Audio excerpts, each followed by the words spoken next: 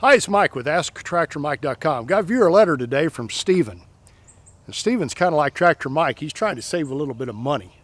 He's thinking about buying a tractor at an auction, and rather than paying somebody to haul it home, he's thinking about driving it home. So, is that a good idea? Well, let's read the letter.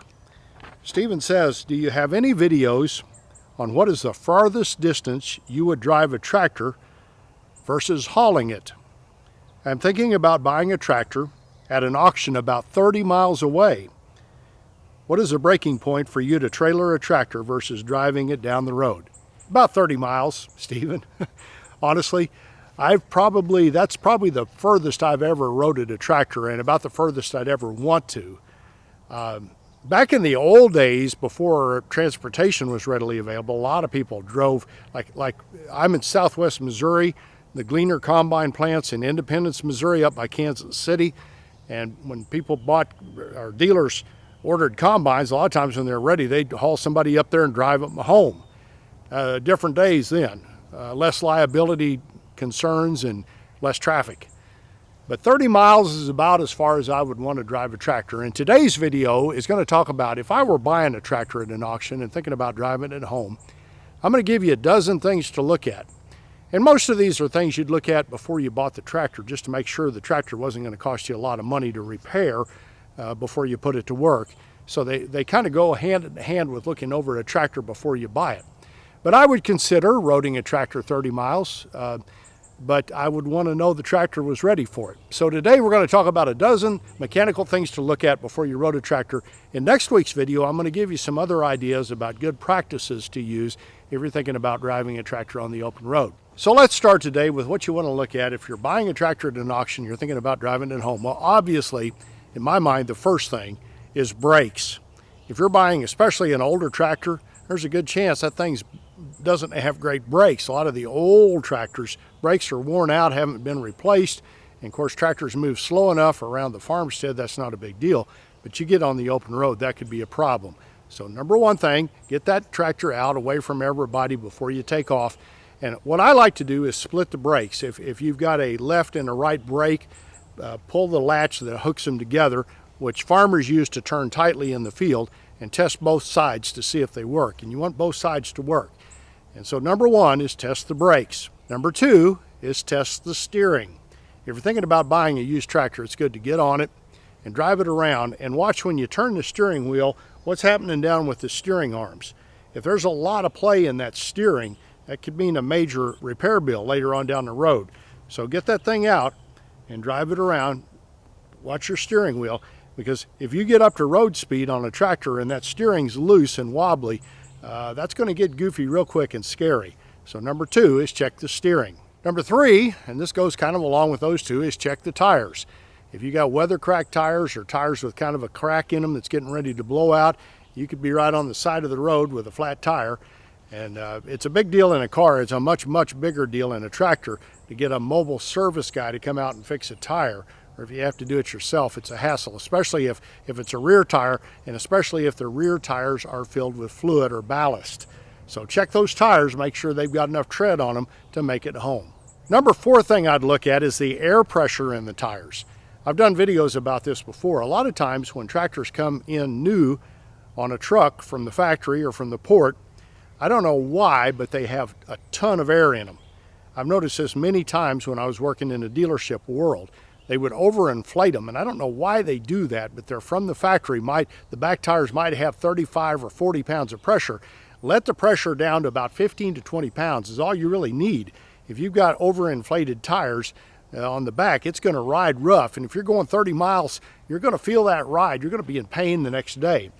I like to keep my front tires inflated up to about the maximum of what is recommended if I'm using my front end loader, so I usually leave them at that. So you might let a few pounds of air out of the front tires too, but check the air pressure before you take off down the open road. Number five thing you want to do before you're roading the tractor 30 miles. If it's this time of year, it might be a hot day, you head off down the road and you open the tractor up, you're going wide open down the road. That's going to build a lot of heat.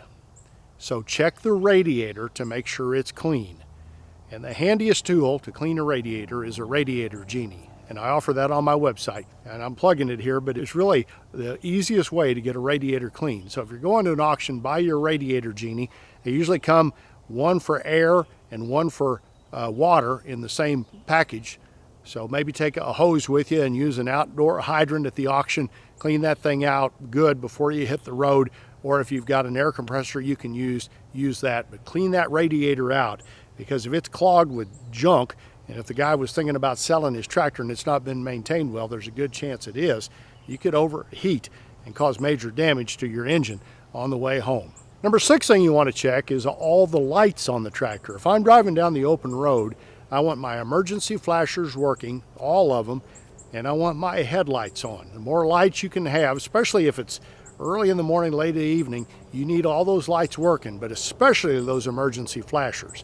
And if you head down the road in a tractor with no emergency flashers and have a wreck and end up in a court situation, you're going to lose that, because emergency flashers need to be going anytime you're out on the open road. Number 7 thing I would check before I headed down the open road is the fluids on the tractor. Check the oil, check the hydraulic fluid, check the power steering fluid if that's separate from a hydraulic fluid. Look at all the fluids, make sure we're not low on anything, because the last thing in the world you want to do is go down the road a little ways and be low on hydraulic fluid or any kind of fluid and have a major failure. Number 8 thing I want to look at, and this will stop you dead in your tracks if you've got something wrong here, is hydraulic lines. If you've got a front end loader on that tractor and you've got hydraulic lines with the wire showing inside that are just about to blow, and you're headed down the road at road speed and you blow a hydraulic line, I had a viewer talking about this the other day in the comments, those things come down, I mean immediately, and oil goes everywhere. So if you've got worn or frayed hydraulic lines on that tractor, you may want to go to your local hydraulic store or your local farm and home store, where a lot of times you can pick up these little hoses in pre-made links really cheap and have those handy, or just replace them before you drive home.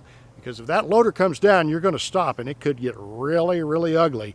And if you're in the middle of traffic, it could be a disaster.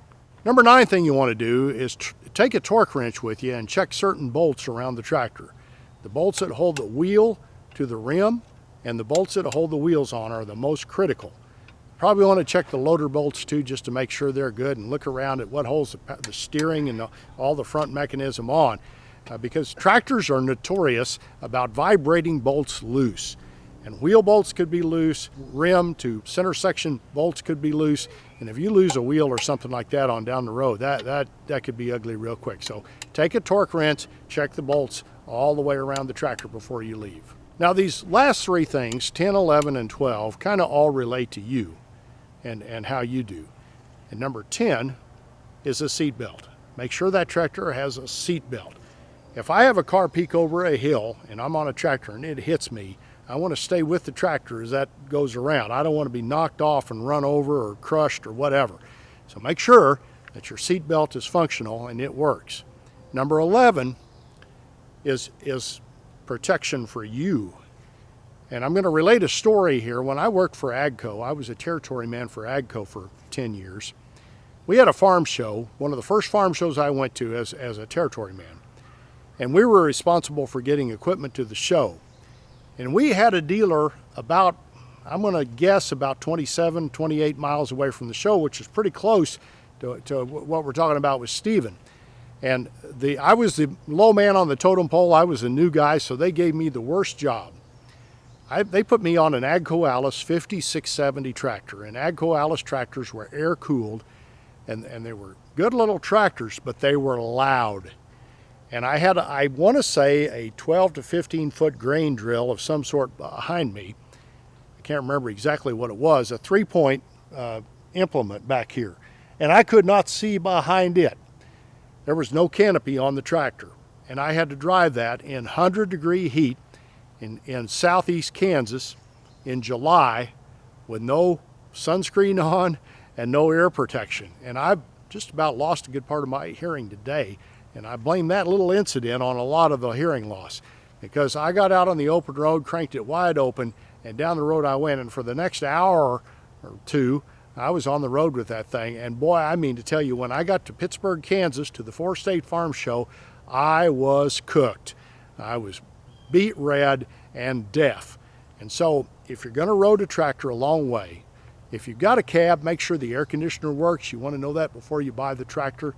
If you're buying an open station tractor, if it's got a canopy, that's great. If not, make sure you take some sunscreen, take a cap so you can keep the sun off of your face. Put some UV protection, some sunscreen on, and take some earplugs. You want to hear what's going on around the tractor. Something's going on with the engine, you want to know that, but you don't want to be deaf when you get to home with the new tractor. So sunscreen, ear protection, and possibly take a raincoat. If it's any chance it's going to rain, if you've ever been out on a tractor when a rainstorm is hit, you can get absolutely drenched. So some kind of a rain gear would be nice to have somewhere where you could get to it if a storm came up. And finally, the last thing today, to protect you from a liability standpoint, tractors are required on the open road to have those little triangles, which is called an SMV, or slow moving vehicle sign. They've got reflective tape on them, and you need to have that in plain view on the back of that tractor. And check your regulations in your state before you get on the road and see where that thing needs to be. But have that thing on the tractor. If you have a wreck and you don't have that SMV sign on the back of your tractor, I think you're in a liability situation you don't want to be. So make sure, number 12, you've got that SMV sign on your tractor before you leave. In my next video, I'm going to give you a little bit of wisdom I've learned over the years about roading tractors. I've done a lot of traveling with tractors on the open road, and I've always kind of been safe with it. But there's some little tips I'll give you about how to do it and keep yourself safe as you do it. And I urge you, if you're thinking about getting on the open road with a tractor, whether it be a short distance like a hayride or a long distance driving it home from an auction, to watch next week's video as well. Appreciate you guys watching my videos. I would really invite you, if you're a tractor enthusiast, to subscribe to my YouTube channel, and you can do that by clicking the mic face icon and checking the bell so you're notified when I post future videos. Here's a link to my website and the Tractor Fun Store with unique items for the tractor enthusiast that helps support my channel. And here's a video I did about torquing those bolts. Watch that if you're going to road a tractor. Thanks for watching.